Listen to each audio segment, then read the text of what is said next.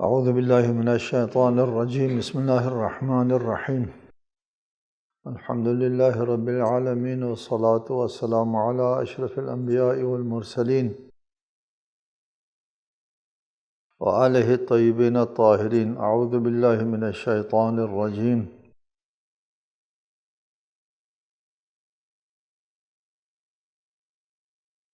حتی اذا جاء احدهم الموت قال رب ارجعون لعلی اعمل صالحا فيما تركت كلا انها کلمۃ هو قائلها ومن ورائهم برزخ الى یوم یبعثون۔ اس آیہ مجیدہ میں برزخ کا ذکر ہے۔ برزخ دو چیزوں کے درمیان کے حد فاصل کو کہتے ہیں، دنیاوی زندگی اور اخروی زندگی کے درمیان موت سے لے کر قیامت تک کا جو درمیانی فاصلہ ہے وہ برزخ ہے، وہ حد فاصل ہے۔ ابدی زندگی جنت یا جہنم جانے والوں کے، جہنمیوں کے لیے جہنم، جہاں ہمیشہ رہنا ہوتا ہے، اور دنیا کی زندگی جو دار امتحان ہے۔ دار امتحان اور دار جزا کے درمیان کے حد فاصل کا نام برزخ ہے۔ انسان کی موت کے بعد سے لے کر قیامت تک، قیامت کب قائم ہوگی یہ صرف اللہ تعالیٰ کے علم میں ہے۔ اس کا علم اللہ کے علاوہ کسی ذات کے لیے اللہ تعالیٰ نے یہ علم نہیں دیا ہے۔ یا علم الساعہ، قیامت کے قائم ہونے کا علم صرف اللہ تعالیٰ کی ذات کو حاصل ہے۔ کب قائم ہوگی قیامت، کب برپا ہوگی، کسی کو علم نہیں، اللہ کے علم میں ہے۔ یعنی مرنے کے بعد سے لے کر قیامت تک کا فاصلہ کتنا لمبا ہوگا اللہ کو پتہ ہے۔ 1 کروڑ سال، 1 ارب سال، 1 خرب سال، معلوم نہیں کتنا لمبا ہوگا یہ برزخ کا عرصہ۔ برزخ کا عرصہ کتنا لمبا ہوگا کسی کو علم نہیں۔ 1 ارب 10 ارب 10 خرب سال بھی ہو سکتا ہے، کیونکہ ایک روایت میں ہے کہ قیامت جو ہے وہ یہ دنیا، یہ کائنات جو ہے وہ درہم برہم ہو جائے گی ایک سور پھونکنے سے۔ 2 مرتبہ سور پھونکا جائے گا۔ پہلے مرتبہ جب سور پھونکا گیا تو اس سے یہ جو نظام کائنات ہے یہ درہم برہم ہو جائے گا۔ یہ کائنات جو ہے وہ اس کو لپیٹ لیا جائے گا، ختم۔ یہ اللہ تعالیٰ کے علم غیب میں چلا جائے گا۔ پہلے سور سے تمام زندہ چیزیں جو ہے وہ موجودات جو ہے وہ فرشتے سمیت سب نے مرنا ہے، سوائے اللہ تعالیٰ کے ذات کے۔ وَيَبْقَى وَجْهُ رَبِّكَ ذُو الْجَلَالِ وَالْإِكْرَامِ، صرف اللہ تعالیٰ کی ذات باقی رہے گی، اور کل کائنات فنا کی نیستی میں چلی جائے گی پہلے سور سے۔ پھر اس کے بعد دوسری مرتبہ سور پھونکا جائے گا۔ دوسری مرتبہ سور پھونکا جانے سے یہ سب زندہ ہو جائیں گے، ایک نئی کائنات وجود میں آ چکی ہوگی۔ اس کائنات کے ختم ہونے کے بعد دوسری کائنات کے وجود آنے میں یعنی 2 سور پھونکنا ہوتا ہے، پہلے سور اور دوسری۔ ان دونوں کے درمیان کیا فاصلہ ہے یہ بھی صرف اللہ جانتا ہے۔ 2 فاصلے ہو گئے، ایک فاصلہ ہے انسان کے مرنے سے لے کر پہلے سور پھونکنے تک، پھر دوسرا فاصلہ ہے پہلے سور سے دوسرے سور پھونکنے تک۔ یہ 2 فاصلے ہیں۔ ہو سکتا ہے دونوں جو ہے وہ خربوں سال کے فاصلے، یہ بھی خرب سال اور وہ بھی خرب سال۔ پھر اس کے بعد قیامت برپا ہوگی۔ موجودہ کائنات درہم برہم ہونا ہے، پھر نئی کائنات وجود میں آنا ہے، پھر سور پھونکنا ہے، پھر موجودات کو دوبارہ اٹھائے جائیں گے۔ اس عرصے کو برزخ کہتے ہیں۔ مسئلہ جو ہے وہ عالم برزخ کبھی بہت سنگین ہے، انسان کے لیے بہت ہی سنگین مسئلہ ہے، بہت لمبا عرصہ ہے عالم برزخ میں رہنا ہے۔ اب یہاں پر ایک مسئلہ درپیش ہے کہ عالم برزخ میں حیات برزخی سب کے لیے ہے یا کچھ لوگوں کے لیے؟ یہ ایک مسئلہ ہے، یعنی برزخ میں یہ جو لمبا عرصہ ہے اس میں حیات ہے، زندگی ہے یا نہیں ہے؟ ایک بات قرآن کریم سے واضح ہے کہ شہیدوں کے لیے حیات برزخی ہے۔ قرآن نے صاف لفظوں میں کہا ہے احیاء عند ربهم یرزقون۔ بڑے بڑے جو مجرم ہوتے ہیں جیسے فرعون، حامان، نمرود، ان لوگوں کے لیے بھی حیات برزخی ہے کہ صبح و شام ان کو عذاب دیا جاتا ہے۔ قرآن میں صراحت سے اس کا بیان موجود ہے۔ لہٰذا ان دونوں کے لیے، شہداء کے لیے، بڑے بڑے ہستیوں کے لیے اور بڑے بڑے مجرموں کے لیے حیات برزخی ہے۔ نیک لوگ، شہید لوگ اور نیک لوگ مقربین جو ہے وہ حیات برزخی کی جنت میں ہوں گے۔ یہاں بھی ایک جنت ہے، ایک عارضی جنت، ایک عارضی جنت میں ہوں گے، ان کو آرام و آسائش و خوشی کی زندگی ہوگی۔ اور بڑے بڑے مجرم جو ہے وہ صبح و شام عذاب میں ہوں گے، ان کے لیے عذاب کی زندگی ہوگی۔ یہ لمبا عرصہ۔ سوال رہتا ہے باقی لوگوں کا۔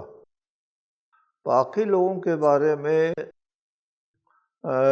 اکثر روایات میں ہے کہ ان کے لیے حیات برزخی نہیں ہے، حیات برزخی نہیں ہے۔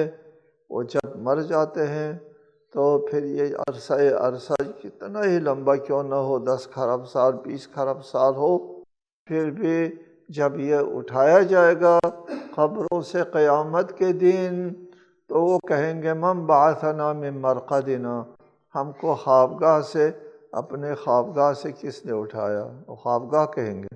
خوابگاہ کا مطلب یہ ہے کہ وہ اس میں حیات برزخی میں نہیں تھے۔ قیامت برپا ہوتے ہی وہ سوال اٹھائیں گے من بعثنا من مرقدنا ھذا ما وعد الرحمن وصدق المرسلون۔ ایک حدیث بھی ہے، اس میں فرمایا من مات فقد قامت قیامتہ، جو مر جاتا ہے تو اس کی قیامت برپا ہو گئی۔ اس پہلے لمحے میں مر گیا، دوسرے لمحے میں قیامت ہو گئی۔ درمیانی عرصہ کھربوں سال ہو تو اس کے لیے کھرب سال نہیں، لمحہ ہو جاتا ہے، کیونکہ اس میں وہ بیدار نہیں ہے۔ یہ تیسرے گروہ ہو گئے۔ ہمارے ائمہ علیہم السلام کی روایات میں ہے کہ مومنین جو اہل بیت کے پیروکار ہیں وہ مقربین میں شامل ہے، ان کے لیے حیات برزخی ہے، حیات برزخی ہے، اور ان کے درجات کے مطابق ان کے لیے حیات ہے۔ وہ اپنے قبروں سے نکلیں گے فضا میں اور پھر دوستوں سے ملاقات کریں گے اور اپنے احباب سے ملیں گے، اپنے جو اموات ہے دیگر ان سے ملاقاتیں ہوں گی، اور احیاء زندوں کے لیے بھی وہ دیکھنے آئیں گے کہ وہ کس حال میں ہیں، کیا کر رہے ہیں۔ روزانہ کی ان کی مصروفیات روایات میں بتاتے ہیں کہ وہ مصروف ہوں گے، احباب کے ساتھ ملیں گے۔ پھر اس میں روایات میں ہے درجہ بندی ہے کہ جو بہتر لوگ ہیں، زیادہ مقرب ہے، وہ روزانہ ملاقات کر سکیں گے۔ جو کمتر اس سے وہ ہفتہ وار، پھر کچھ مہینے میں، اور کچھ جو کمتر درجے کے لوگ ہیں وہ سال میں ایک مرتبہ اپنے عزیزوں کے ساتھ ملاقات کر سکیں گے۔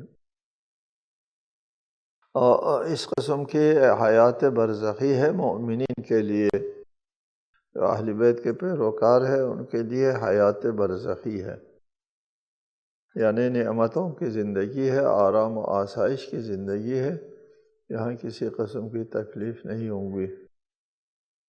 جیسا کہ بعض دیگر آیات میں بھی ہے کہ مومن کے لیے نزع روح کے وقت جب اس کی موت آتی ہوگی، اس وقت نزع روح کے وقت اس کو کہا جائے گا جنت میں داخل ہو جاؤ۔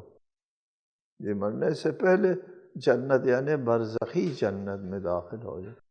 قیامت کے بعد جو جنت ہے ابدی جنت ملے گی، وہ تو بہت بعد کی بات ہے، اور موت کے وقت جس جنت میں داخل ہونے کی خوشخبری دی جائے گی وہ برزخی جنت ہے۔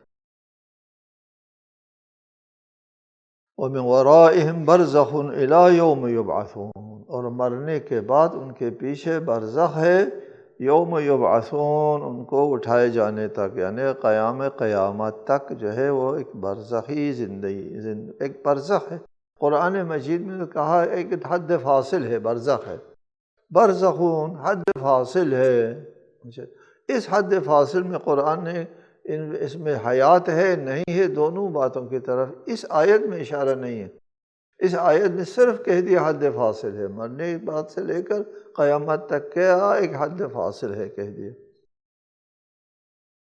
فَإِذَا نُفِخَ فِي الصُّورِ، دیکھیں جب سور پھونکا جائے گا، یہ دوسرے سور کا ذکر ہے۔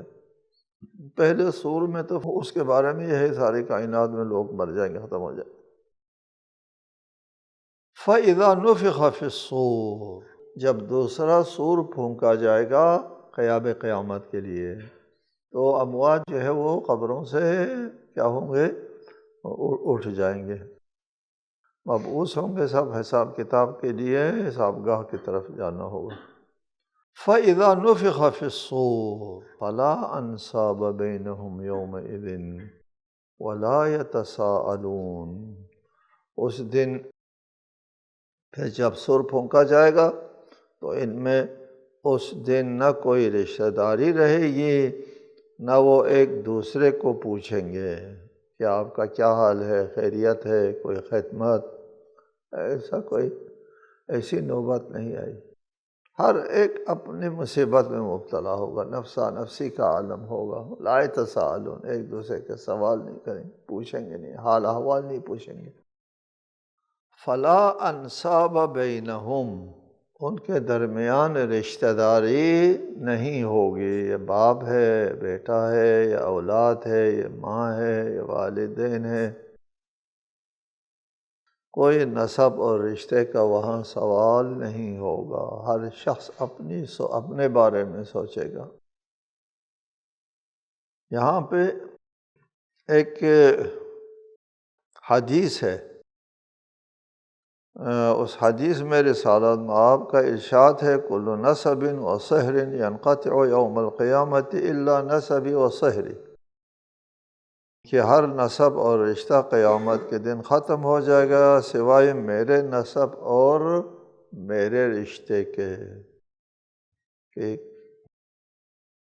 یعنی قیامت کے دن کسی رشتہ داری کا لحاظ ہوگا، نہ کسی رشتہ داری کی فریاد کو پہنچے گا، نہیں پہنچے گا، سوائے میرے رشتہ داروں کے۔ میرے رشتہ دار ایک دوسرے کا حال پوچھیں گے، ایک دوسرے کے بارے میں سفارش کریں گے، اور رشتہ داری کا لحاظ ہوگا۔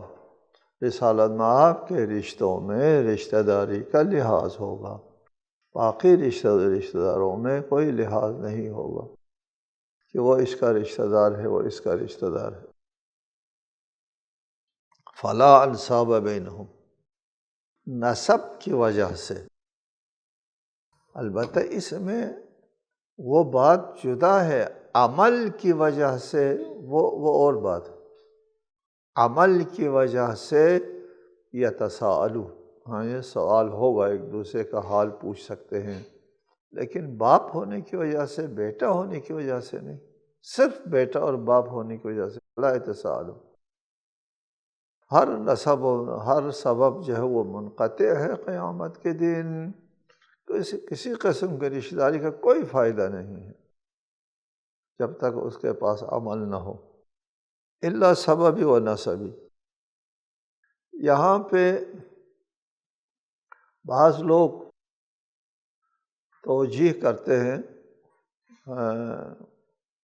ہماری بدقسمتی ہے کہ رسالۃ مآب کے احادیث کی تحریف بہت ہوتی ہے۔ یہاں پر ایک تحریف کرتے ہیں کہ سبب اور نسب سے مراد ایمان ہے۔ جی، جو رسالۃ مآب کے اوپر ایمان لے آتا ہے تو وہ رسالۃ مآب کا رشتہ دار ہوتا ہے۔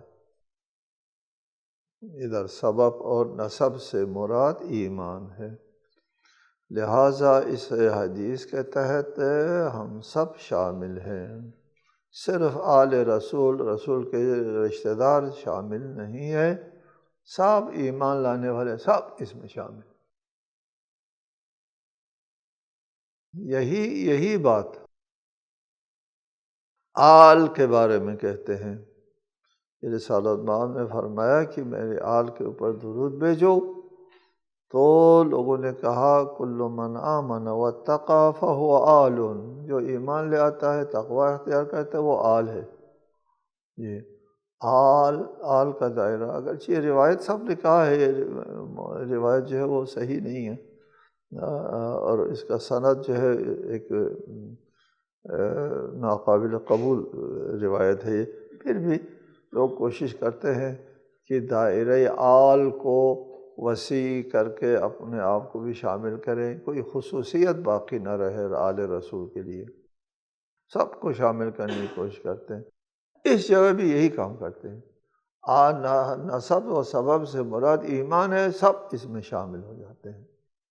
یہ تحریف ہے، حدیث کی تحریف ہے، اور بدقسمتی سے اس تحریف کے لوگ مرتکب ہو جاتے ہیں، اور اپنی رائے سے، ذاتی رائے سے نسب اور سبب کو ایمان کے ساتھ تعویل کرتے ہیں۔ یہ تحریف حدیث ہے، حدیث کے ساتھ خیانت ہے۔ بہرحال فلا انساب بینہم، نسب اور سبب رشتہ جو ہے وہ نہیں ہے۔ رسالۃ مآب نے استثناء فرمایا اپنے نسب و سبب کا۔ ولا یتساءلون، ایک دوسرے کا حال احوال پوچھنے کی نوبت نہیں آئے گی، کسی کے فریاد کو نہیں پہنچے گا، کسی کی شفاعت نہیں کر سکیں گے۔ بے معنی لا یتساءلون، شفاعت نہیں کر سکیں گے، نسب کی بنیاد پر، رشتہ داری کی بنیاد پر شفاعت نہیں کر سکیں گے، عمل کی بنیاد پر شفاعت کر سکیں گے۔ پہلے بھی بتایا آپ کو، وَمَنْ صَلَحَ مِنْ آبَائِهِمْ وَأَزْوَاجِهِمْ وَذُرِّيَّاتِهِم، جو صالح ہے، نیک ہے، اگر باپ جو ہے وہ زیادہ درجے کا ہے، وہ اپنے بیٹے کی سفارش کرے گا عمل کی بنیاد پر، نہ بیٹا ہونے کی بنیاد پر، اور بیٹا اگر زیادہ درجے کا ہے، وہ اپنے باپ کی سفارش کرے۔ وَمَنْ صَلَحَ مِنْ آبَائِهِمْ، صلاحہ کی قید ہے، صالح ہونے کی بنیاد پر، نہ باپ ہونے، بیٹا ہونے کی بنیاد پر۔ اس اگر صلاحیت موجود ہے شفاعت کے لیے، تو باپ بیٹے کی شفاعت بہی معنی کہ اپنے درجے کے اوپر جو ہے وہ لے جاتا ہے۔ اگر اس کا باپ کا درجہ بیٹے سے زیادہ ہے، یا بیٹے کا درجہ باپ سے زیادہ ہے، تو بیٹا جو ہے وہ باپ کو اپنے درجے پہ لے جائے گا۔ یہ ومن صلح کی بنیاد پر ہے، باپ ہونے کی بنیاد پر نہیں۔ فمن ثقلت موازینہ فاولئک هم المفلحون ومن خفت موازینہ فاولئک الذین خسروا انفسهم فی جہنم خالدون، بس جس کے پلڑے بھاری ہوں گے وہی نجات پانے والے ہوں گے، اور جن کے پلڑے ہلکے ہوں گے وہ وہی لوگ ہوں گے جنہوں نے اپنے آپ کو خسارے میں ڈال دیا ہو، اور وہ ہمیشہ جہنم میں رہیں گے۔ پھر میزان کی نوبت آتی ہے، اعمال کا وزن ہوتا ہے، عند اللہ وزن ہوتا ہے۔ جو آپ عمل بجا لاتے ہیں ہر عمل کا یہ ایک ہمارے مانوس چیزوں کے ساتھ سمجھانے کی چیز ہوتی ہے کہ میزان عمل جو ہے وہ ترازو جو ہے وہ رکھا جائے گا. وہ ترازو جو ہے وہ آپ کے جو محسوس ترازو نہیں ہوں گے، الہی ترازو ہوگا. خود آپ کے سامنے اپنا اعمال آئے گا، آپ کا جو صحیفہ اعمال ہے وہ خود عمل آپ کے سامنے آئے گا. آپ اپنے آپ کو دیکھیں گے کیا کر رہے ہیں کیا نہیں کر رہے ہیں. اپنے آپ کو اچھا عمل کرتے ہوئے دیکھ لیں گے، خوش ہو جائیں گے آپ. اور اگر کوئی نامناسب عمل آپ سے سرزد ہو رہا ہو، اس کو آپ قیامت کے دن دیکھ لیں گے. آپ کا بھی ہمارا سر بھی جھکے گا اور دوسرے لوگ بھی دیکھ رہے ہوں گے. جب یہ ہے قیامت کے دن ہر شخص اپنا نام اعمال بھی دیکھ رہا ہوگا اور دوسروں کا بھی نظر آئے گا، اور سب میں یہ رسوائی آ جائے گی. قیامت کے دن رسوائی آ جائے گی تو پتہ چل جاتا ہے سب کو کہ اس کے نامہ اعمال میں کتنا وزن ہے. نامہ اعمال کے اگر وزن زیادہ ہے، اس کے گناہوں کا وزن تھوڑا ہے، بے گناہ تو نہیں ہوتا، معصوم تو نہیں ہوتے لوگ، گناہ بھی ہوتا ہے لیکن تھوڑا ہے گناہ. گناہ نے اس کو گھیرے میں نہیں لیا ہوتا. یہ ایک طرف میں گناہ ہے اور ایک طرف حسنات اور نیکیاں زیادہ ہے. تو پھر وہ جو تھوڑا گناہ ہوگا، یہ نیک اعمال کا وزن زیادہ ہونے کی وجہ سے اس جو تھوڑا سا گناہ ہے وہ تو اللہ تعالیٰ خود معاف فرما دے گا. وہ غفور الرحیم ہے. یا اس کا شفاعت ہو جائے گی، شفاعت کے ذریعے معاف ہو جائے گا. حدیث میں ہے، اہل سنت کے صحیح السند روایات میں ہے کہ ہمارے امام جعفر صادق نے فرمایا کہ قیامت جب قائم ہوگی تو ہم اپنے ماننے والوں کی شفاعت کریں گے. نشفع و نشفع، ہم شفاعت کرتے جائیں گے اور پھر ہماری شفاعت کو دیکھ کر جو ہمارے پیروکار نہیں ہے وہ کہہ اٹھیں گے ما لنا من شافعین ولا صدیق حمیم. ہمارا تو کوئی شفاعت کرنے والا نہیں ہے، نہ کوئی گہرا دوست ہے. شفاعت کے ذریعے، لیکن اس کے لیے اہلیت چاہیے ہوتا ہے. اہلیت کیا ہے؟ کہ آپ کے میزان عمل جو ہے وہ ٹھیک ٹھاک وزنی ہو تو پھر آپ کے لیے شفاعت مل جاتی ہے، شفاعت کے اہل بنتے ہیں. تو ائمہ فرماتے انا لنشفع ونشفع، ہم شفاعت کرتے جائیں گے، دوسرے لوگ رشک کرنے لگیں گے. ومن خفت موازینہ فاولئک الذین خسروا انفسهم، اور جن کے نامہ اعمال خفیف ہے، کوئی وزن نہیں ہے آسمان، اس کے نامہ اعمال یا نہ ہونے کے برابر ہے، یا اگر ہے خفت کا مطلب یہ ہے کچھ تو ہے لیکن نہ ہونے کے برابر ہلکا ہے. فاولئک الذین خسروا انفسهم، یہ وہ لوگ ہیں جو ہمیشہ خسارے میں، انہوں نے اپنے آپ کو خسارے میں ڈالا ہے. فی جہنم خالدون، وہ جہنم میں ہمیشہ رہیں گے. یہ بہت بڑا خسارہ ہے نا. اب پوری زندگی کا خسارہ ہے، ابدی زندگی کا خسارہ ہے.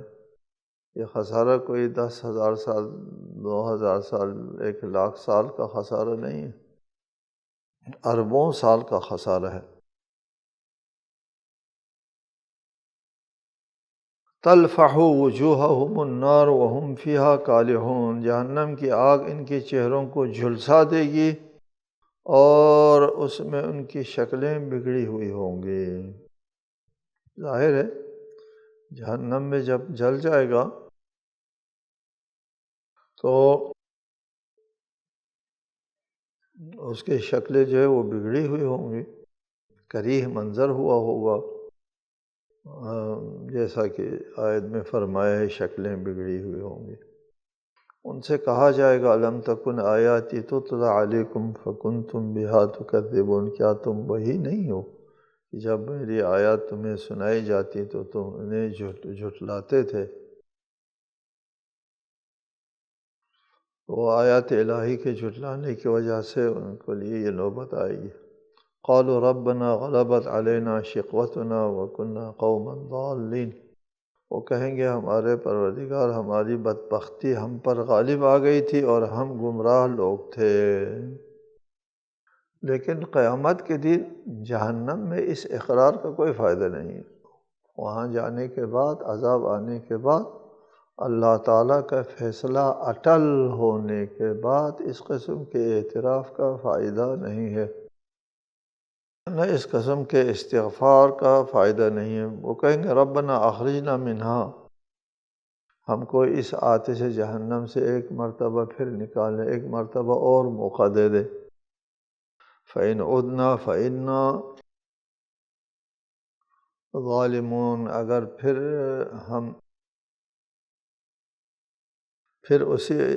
ہم نے پھر وہی جرائم کا اعادہ کیا تو ہم لوگ ظالم ہوں گے۔